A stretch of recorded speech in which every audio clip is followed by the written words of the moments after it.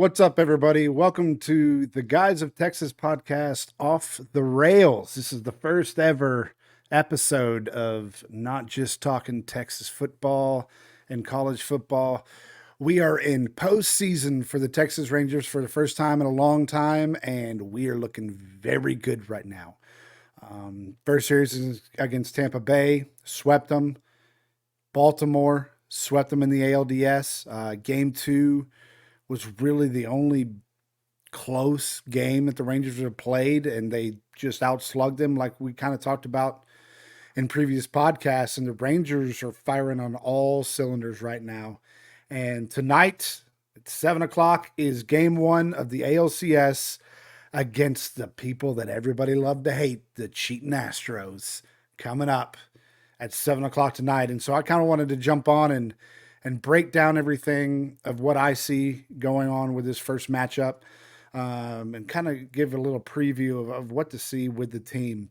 So, number one, been a long time since we've been to the ALCS, and I got to go to the ALDS for game three at home, and it was electric. We had such a blast with me and my dad. My sister went out there, and the energy is through the roof right now in Arlington, and you can finally feel it again. We still got those clowns wanting to do the wave in the seventh inning in the middle of a playoff game. It's like, hey guys, you want to do that? Go to Cowboy Stadium. Leave that at home.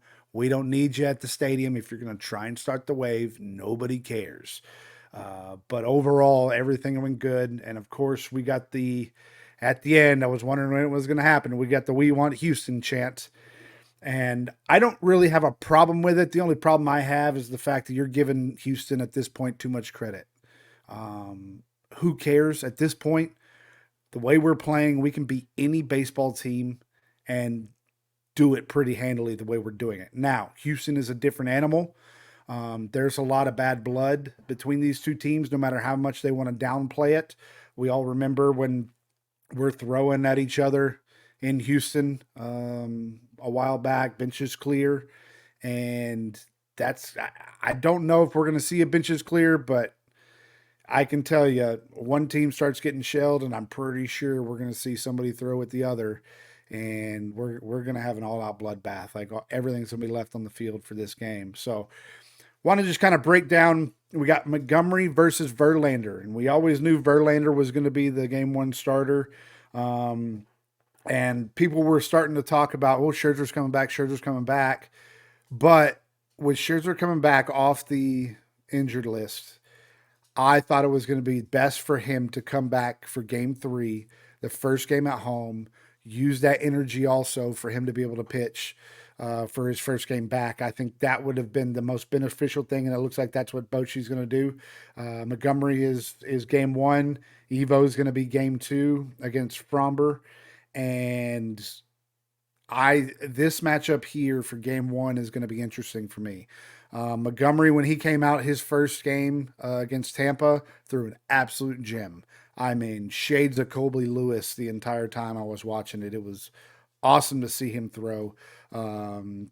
He went 7 innings, no walks, gave up 6 hits with 5 Ks. His start in Baltimore was not as good. He started okay, but he just wasn't placing the ball like he had in game one of Tampa.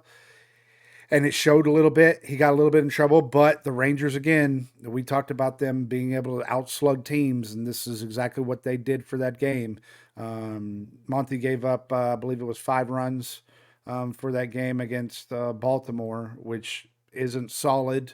But the Rangers offense, of course, what they need to do this rest of the season is absolutely shell pitchers and get them out of the game. And they did that very handily against Baltimore. And then once game 3 came around, they just couldn't keep up. So Monty's going to have to be a little bit more polished for this game. He's going to have to limit his pitches. He needs to get out of the innings because the Astros are actually pretty good about battling and making that pitch count go up very quickly. So he needs to be able to get strikeouts. He needs to be able to get outs in a hurry to make sure to stay in the game, because we all know what that bullpen is. Yes, they've looked good, but there's a point where it possibly could rear its head, and then we're going to be in trouble. So Gonna need Monty to at least go 5 innings. I would prefer 6 innings for this. If he goes 7, that's fantastic. But I think 6 innings would be his ideal, um, that to be a good start for him. It's going to be a tough battle. He's going up against, of course, the king of game ones, Verlander. Verlander has looked good. I know he had talked about a couple weeks ago. I saw a press conference where he said he found something as a pitcher where he's got more control of his fastball. He's going to need that here. Verlander, let's see, I saw Jared Sandler tweeted with the Texas Ranger. Verlander has an ERA of 4.14 since he came back to the Astros. 4.14 at home, 195 away. So, Minute Maid Park, he's a fly ball pitcher. He's going to have to control that fastball and have full control because the Rangers are looking to pounce. And that left field is a short porch. It is not going to take much for Rangers to just shell him at left field. You've got a whole lot of strong hitters who are all hot on the Rangers right now. That's going to be the key to the game. And Verlander takes a little bit to settle down. His first 3 innings are always the ones. If he gets past 3 innings and he's doing well, he's going to be tough to get out of that baseball game. But those first 3 innings will be critical. We need to hit him early, and we need to lengthen the pitch counts, which we've done very well on so far. Nate Lowe had a 15 pitch at bat last game, and we'll talk about that later. Evan Carter, Seager, all these guys are extending their plate appearances and getting that pitch count up, and that's been a big thing for us. So that's what we're going to have to do for this game. We're going to have to get to Verlander within those first 3 innings. If we're not getting him in the first 3 innings, it's going to be very difficult to get him out of there by the 7th inning without getting runs. This is going to be a key portion, I think. That's what we got for pitching. I think that's going to be kind of the keys for the pitching side. Offensive side, I was talking with Andrew Errol earlier, coach of the Mushballs, shout out Mushballs. But he was saying, bro, unless somebody's on base, do not pitch Alvarez, which I completely agree. If you look at Seager versus Alvarez, they're both extremely deadly hitters right now. And that shows already with Seager of how many walks he's had so far this postseason.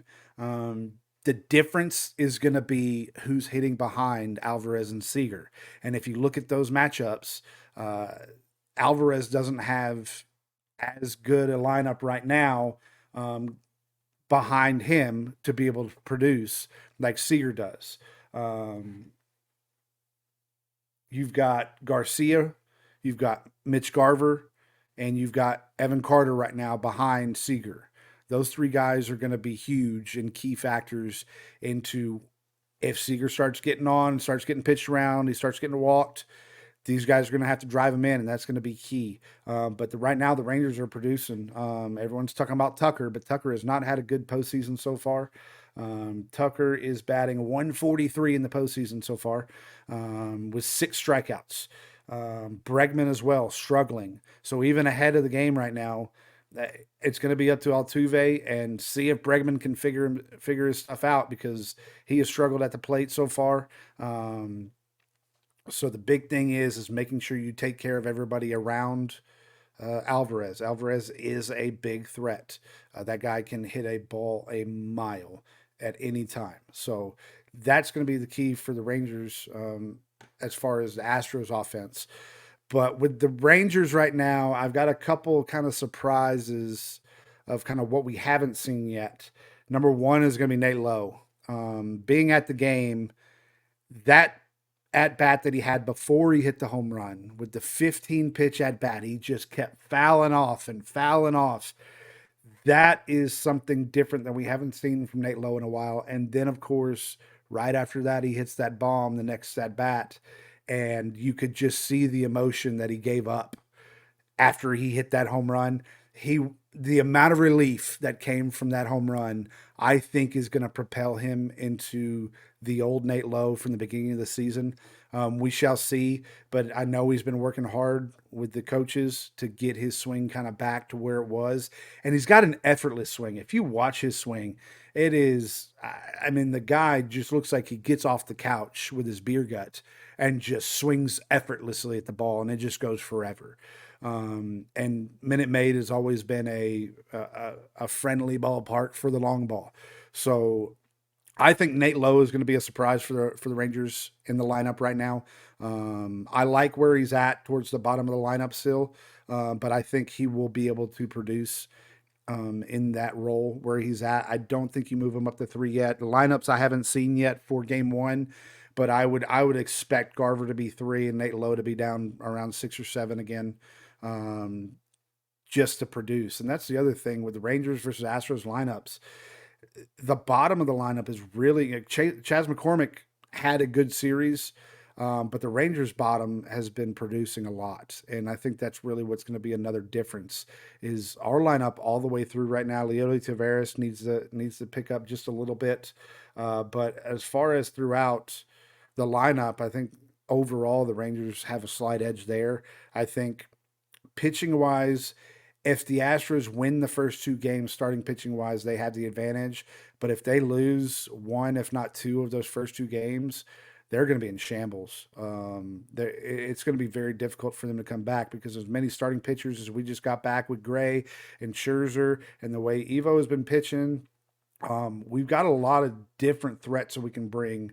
And the other thing you need to look for is for the offensive side would be Corey or not Corey Seager, Marcus Semien. Marcus Semien just had a baby. He's going to be playing with the X factor for that. Also, the last 19 games, Semien has hit in Minute Maid Park. That is a quite a long streak to have for a ballpark, and I'm excited to see. I think Semien was the one that kind of he was just steady. He wasn't anything impressive in the first couple rounds. He was steady for us, but I think he steps up, especially with it being the Astros. He's got a lot of animosity from that last series in Minute Maid. Um, he's got a lot to play for, and I think he's going to step up big with that veteran leadership that he's got. And really step up there also, and that's going to be even bigger for Seager. You get Marcus Semien hot, it's going to be very difficult to pitch around these Rangers right now. So that's what I got for offensive stars. The bullpen, Spores look decent, but him and Chapman just love the dramatics. Chapman loaded the bases for Game 3 and made everybody sweat. I'm looking at the scoreboard and it's like, oh, it's 7-1, but it could very quickly be 7-5. Chapman's got to get away from the breaking ball. He leads with it too much, and he needs to get his bread and butter pitch, that fastball, in there. That's all he needs to do right now. You can add in the breaking pitch after that. But right now, his fastball is good enough to where if you're locating it the right way, no one's going to touch it. Like, it's going to be very difficult. So get away from the breaking ball a little bit more. Start with your fastball. Establish your pitch count, and then go after him with the breaking ball and make him guess. That's where you're really going to start getting it. But right now, you can see him. He's just missing, and he's getting way behind on batters and not able to catch back up. And that's why he's walking so many right now, in my opinion. Leclerc looks really good. He's come in a couple different situations where he's got to get outs, even though it necessarily wasn't the score pressure.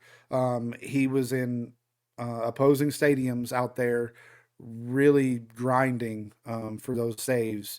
I call them saves. They weren't actually saves, but in the postseason, man, anything can happen. And the pressure and the experience he got from that, I think, is going to go a long ways. He reminded me of ALDS that Game 3. He reminded me of Neftali out there closing it out. It's weird how there's a couple of these different players just kind of give me those vibes of seeing that old team of 2010, 2011 out there. So I'm excited. The big thing for me also to look for kind of throughout this series is Bochy. This is why, for me, it's so big that Scherzer's coming back, John Gray. It's not even necessarily starting pitching to start the game. Bruce Bochy, if you go back and look at his previous playoff runs that he had with the Giants, he did a lot of using Matt Cain, Tim Lincecum, all these guys out of the bullpen. He would go the first 2 innings, he'd throw a bullpen guy out there for the first 2 innings, and then he'd bring a guy in for his starter. So be on the lookout for this. He's going to do a lot of mind games with kind of who he's putting out there as the starter and then what he's going to do coming out of the bullpen. I think he's a mastermind of knowing how to utilize his pitching, which is going to improve our bullpen with just adding the starting pitching. So I'm super excited for that. That's going to be the key factor for this entire series is kind of how Bochy really uses these starting pitchers, not just in a starting pitching role. He's going to get creative. He may have Montgomery come in a game 5 and come in and pitch a couple innings at that point. We don't know yet, but it's going to be interesting. I'm excited for this series. It will be a bloodbath. I am nervous as all get out. It's been a very long time, and I have finally let 2011 go, and I'm all in for these Texas Rangers. Like it is time for us to put it away, seal the deal. Ranger fans, don't be Astros fans. I know what it's been like for the last couple weeks to hear everything on Twitter and Facebook and all that. They're ruthless, and I get it. Be the fan base that people want to like. Don't be that fan base down south. There are a lot of good guys down there. I have a lot of good buddies. If you're friends with me, no, this isn't towards you. But that fan base down in Houston overall is toxic. And I see some of the Ranger fans starting to turn that way also that are not normal Ranger fans. That core fan base of Ranger fans and that original core fan base of Astros fans, those are the fans that just love baseball. Yeah, they want to talk a little trash back and forth, and that's perfectly fine.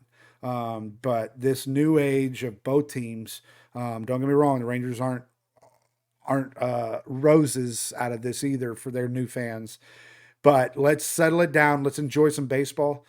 This is going to be a series for a long time to remember, no matter which direction. It's finally the Battle of Texas, the first time we've ever met in the postseason, and it's going to be awesome. So with that, my guess is Rangers take 1 of 2 at Houston. They're going to take 2 of the 3 at home, and then they finish it out in Game 6 in a Minute Maid. Fromber gets shelled. Evo with the win, and we go celebrate for a little bit because there's still another road after this. We've still got, if we were to win this and when we win this, we are going to the World Series, and we still have one more series to take care of. So with that being said, go Rangers. We'll see you after the game tonight. I'll be on for a little bit to kind of go over my thoughts of the game and kind of give you a preview for tomorrow also. Enjoy the game. Let's go Rangers, huh?